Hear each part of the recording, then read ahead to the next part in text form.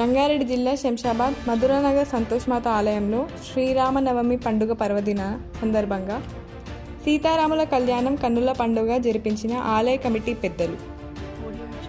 ఈ కార్యక్రమానికి ఆలయ కమిటీ సభ్యులు మాస్ రెడ్డి, విజయరెడ్డి, భాస్కర్ రెడ్డి, అమరేందర్ రెడ్డి, ఉంది గోవర్ధన్ రెడ్డి, పుదినాపురం నారాయణ రెడ్డి పాల్గొని కార్యక్రమాన్ని విజయవంతంగా జరిపించారు.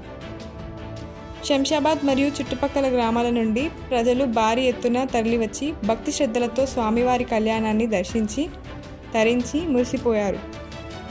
అనంతరం పెద్ద ఎత్తున అన్నదాన కార్యక్రమాన్ని దాతల సహాయంతో నిర్వహించారు.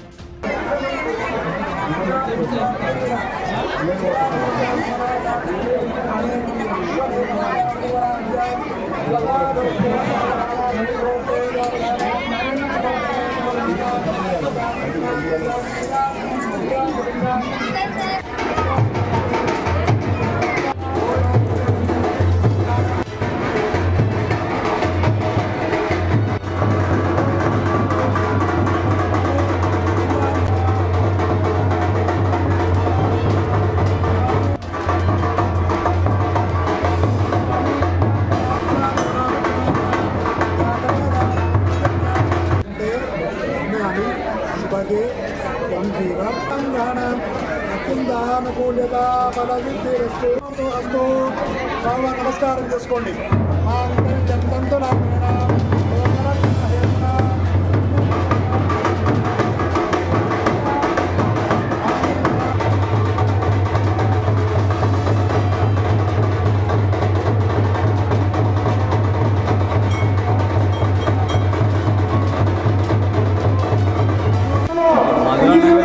మధురానగర్ కాలనీ శంషాబాద్లోని మధురానగర్ 20 సంవత్సరాల నుంచి క్రమం తప్పకుండా సీతారాముల కళ్యాణం జరుగుతున్నాం. సీతారాముల విశిష్టతను మనం తెలియజేయడానికి మన హిందుత్వం ఏదైతుందో హిందుత్వ దాంట్లో భాగంగా ఖచ్చితంగా సీతారాముల కళ్యాణం చేయడం జరుగుతుంది. ఖచ్చితంగా ఇది అందరి కూడా కాలనీ 52 ఎకరాల కాలనీలో ప్రతి ఒక్కరూ ప్రతి ఇంటికి దాంపత్యం వచ్చి సీతారాముల కళ్యాణం చూస్తూ దాన్ని తరిస్తూ కార్యక్రమాలు తీసుకొని వెళ్తారు. అయోధ్యలో రామ మందిరం జరిగింది. ఆ నిర్మాణం జరిగినది ఇది చాలా ప్రత్యేకమైనది కాబట్టి ఖచ్చితంగా మేమందరం కూడా ప్రతిష్ఠితులతో చేస్తూ సీతారాముని పూజించడం జరుగుతున్నది. సీతారామ కళ్యాణం ఏదైతే అయోధ్యలో జరిగిందో దాన్ని పురస్కరించుకొని భారతదేశం మొత్తంలో చాలా ఘనంగా చేయడం జరిగింది. మేము కూడా ఈసారి సీతారాముల కళ్యాణం ఘనంగా చేయడం కళ్యాణము మా కాలనీ అందరికీ కాక కొత్త దేశం మొత్తాన్ని కూడా అందాలని చెప్పి భగవంతుని మేము కోరుకుంటున్నాము. అలాగే మా కాలనీలో కూడా ఏ సమస్యలు లేకుండా అందరి కోరుకుంటున్నాము. దాదాపు 30 సంవత్సరాల నుంచి సంతోష్మాత టెంపుల్లో సీతారాముల కళ్యాణం నిర్వహించడం జరుగుతుంది.